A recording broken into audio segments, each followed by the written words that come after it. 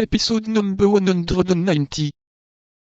Yes, it was I, so you may plainly perceive that you have no mercy to expect, if you do not tell me the whole truth. Condescend to listen to me, and you shall know all. I listen.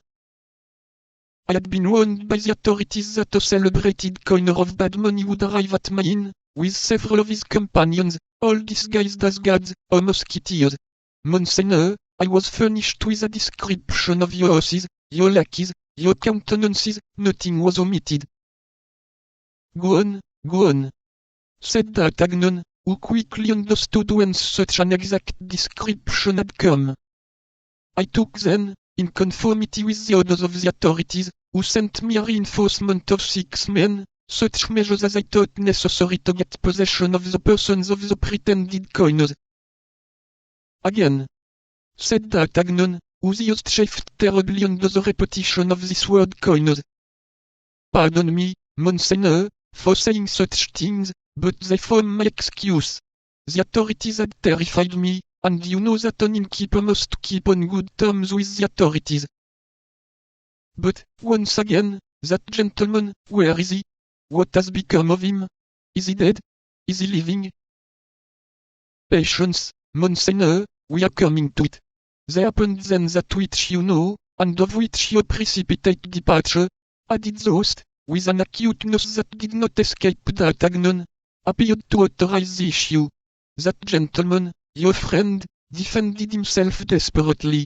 His lackey, who, by an unforeseen piece of ill luck, had quarrelled with the officers, disguised as stable lads.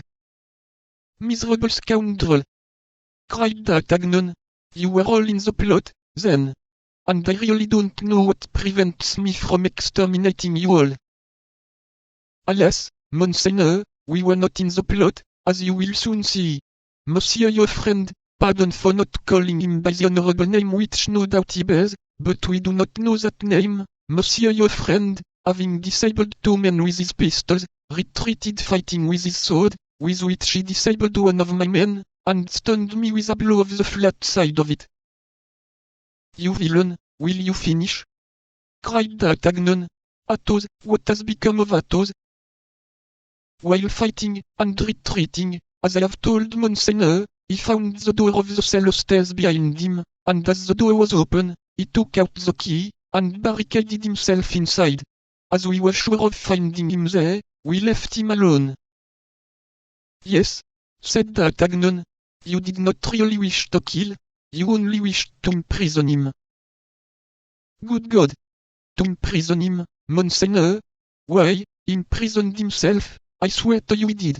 In the first place he had made rough work of it. 1 man was killed on the spot, and 2 others were severely wounded. The dead man and the 2 wounded were carried off by their comrades, and I have heard nothing of either of them since. As for myself, as soon as I recovered my senses I went to Monsieur the Governor, to whom I related all that had passed, and asked what I should do with my prisoner. Monsieur the Governor was all astonishment.